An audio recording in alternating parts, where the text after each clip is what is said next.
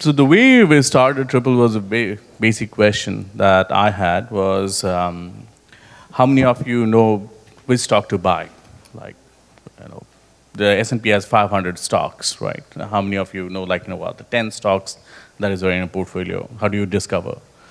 The second problem that we had was like, and that this happened with me with Twitter. So anybody say, hey, Twitter is a great company, go ahead and buy it. I did buy it, and then my friend sold it off, but did not tell me that. And I was left with Twitter at $30, and it went down to 15. And I said, hey, you know what? You never said me that went to sell. So those were the two big issues that we had. And then we did almost like 500 interviews of people across different investing types, age, and one thing came out that, people are trying to solve this problem of investment and trading in very different ways. And you have heard about Robo, you have heard about platforms like Robinhood. I'm going to speak a whole lot about both of them. But what is missing is a complete holistic approach to investing. And I'm talking about no crypto, no blockchain, this is pure play. Think about E-Trade. We are talking basically trying to be E-Trade. So we thought there are three big issues. There's a learning issue, like, and we're trying to actually have a Udacity model, which is like, which helps you learn, for example, how to do ETF, how to do options. And that is something which is driven by a concept called knowledge map. This is something which is not new. Sal Khan uses that in his academy. So if you go to Sal Khan's academy, which is called, it's an education portal. So let's say you're learning algebra, right? From algebra, you can go to calculus. From algebra, you can actually go to linear mathematics also. So he has a map which goes from literally counting 1, 2, 3, all the way to calculus. And you can traverse through the path. We're coming out with a very similar thing. For example, it starts with that I know only Apple to buy, to actually going to a high-frequency trading kind of algorithm. So it will be a learning path for that. That is something which we're building. For that, we are actually allowing you to do paper trading, actually get yourself acclimatized to different forms of trading and making losses and stuff.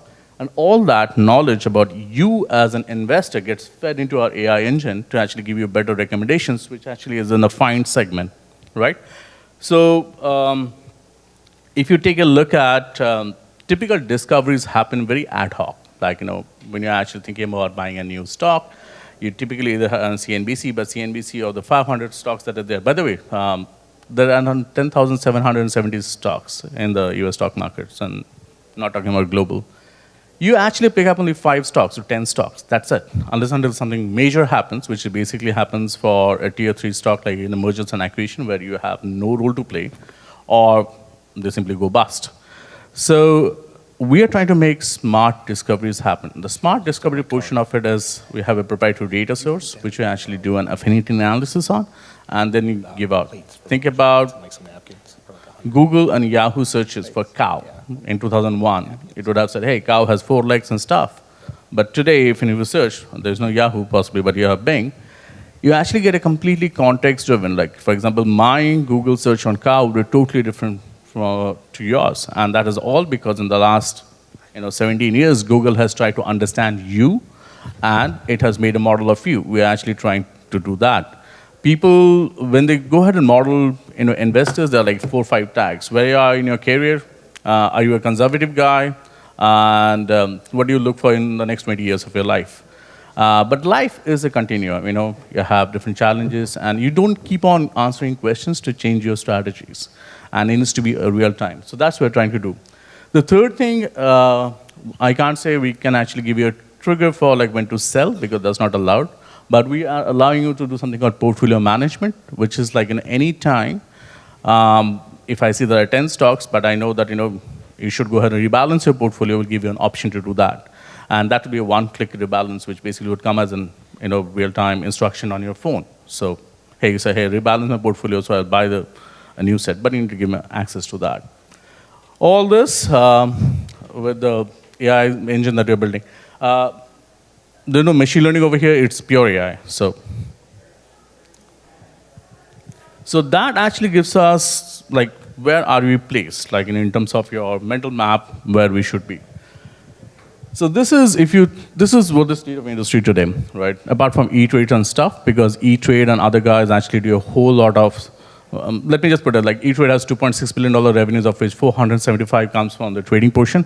The rest is all proprietary, and they do a whole lot of other stuff, which actually is not for retail investors like us. So on the left-hand side, when Betterment and Wealthfront came in the picture like 10 years back, it was supposed to be this great thing which will take you and get you, would have like 4 million people in its user base and go to like 100K and manage your 401K. That thing has never happened. So, and you can read about it, but what happened was when you are actually sending a large chunk of money, right, and it is not handled where you don't even know what they're investing in, people start disbelieving the platform. So they actually, for example, right now, the maximum or the average account dollar for both of them is $40,000. They don't have more money. And it's very skewed because they may have this $1 million account, and the rest are literally in the $5,000, $10,000 range, right? So if you take a look at the recent ones, for example, Betterment went B2B. So they actually started getting to startups and companies to actually use Robo as a part of their portfolio, not a B2C. Wealthfront is still B2C.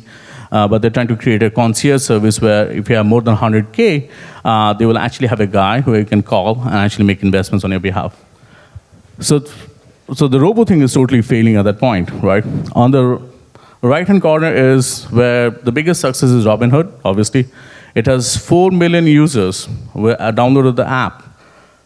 The highest or the most popular stock is Apple, and that is held by 156,000 people. That's it. So almost 90 to 95% of their user base actually have $0 in their account. So they make no money, they make no trades, right? What it showed, though, is a very interesting stats that if you take a look at E-Trade, Scottrade, TD Ameritrade, and stuff, E-Trade has roughly around 4 million users. Scottrade has around 11 million users.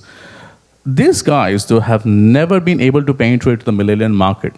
And there have been massive reports that the millennials never participate in investing. At least with Robinhood, that thing is broken.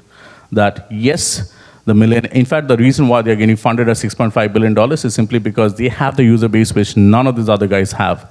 And it's a very great acquisition target for these guys.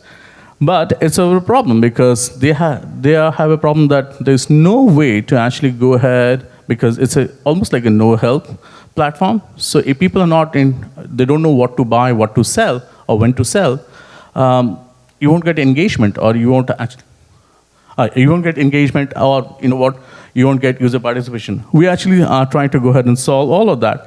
And by the way, we added one more thing. So we said, hey, we do all of that and charge you $9.99 per month, unlimited trades. Absolutely, no hassles.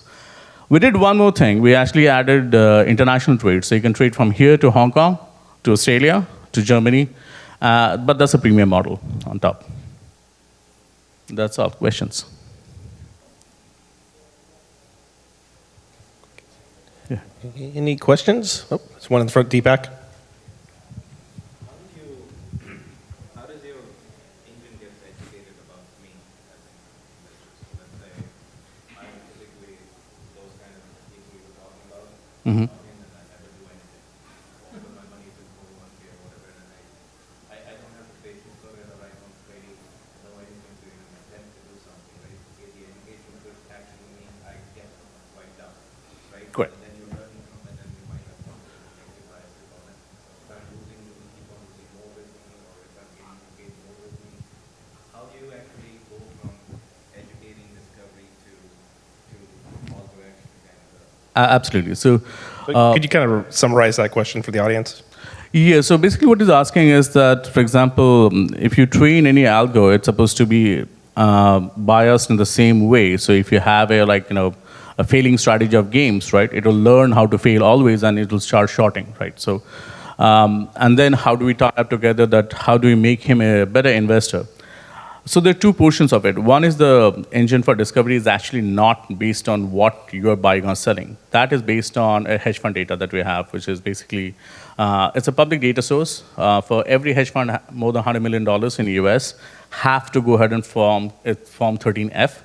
And that actually is, and you have to do it pronto if there's a major change, which is like 10% change in the portfolio, or every month. So we actually don't track that because the timing is always off by a month at minimum.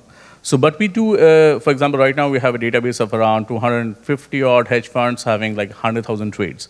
So what we're trying to do is an algorithm on that, which basically says, hey, if you have Facebook and Twitter, we should possibly have Dow Jones too, because you know what, the best of the best guys are thinking this way, right? So it's discovery. It's never is that what you're allowed to go ahead. So once you go ahead and say, hey, Dow Jones looks okay, fine, and then we have a proprietary algorithm, we say based on you that capacity. We would like you to engage with the platform, because if you don't engage, in fact, would possibly go ahead and throw you out if you're not even trading, right? Because if I don't know about you, if you don't give me your data, there's no way I can make you a better guy, right? So one of the things, that's the reason why you're taking out the risk because of $9.99 per month, because people typically, when they start losing money, right? So if you start, for example, there are two ways. One is that you are trading by yourself, and you lose money, which is fine. Like you say, hey, I don't know. Then you go to a learning platform. The second thing, if you start losing money using our algos, right? Where we actually would make sure that, given that we are not promising you, because nobody can promise you a return, but one of my co-founders is a hedge fund guy, so I can only show you historical data. So this team has done like 100% last year. Over the period of time, it has done 261% return. So we have 4 years of hedge fund data on ourselves. One of our co-founders, he actually runs the hedge fund himself. So that's the skill set that he's bringing to the table.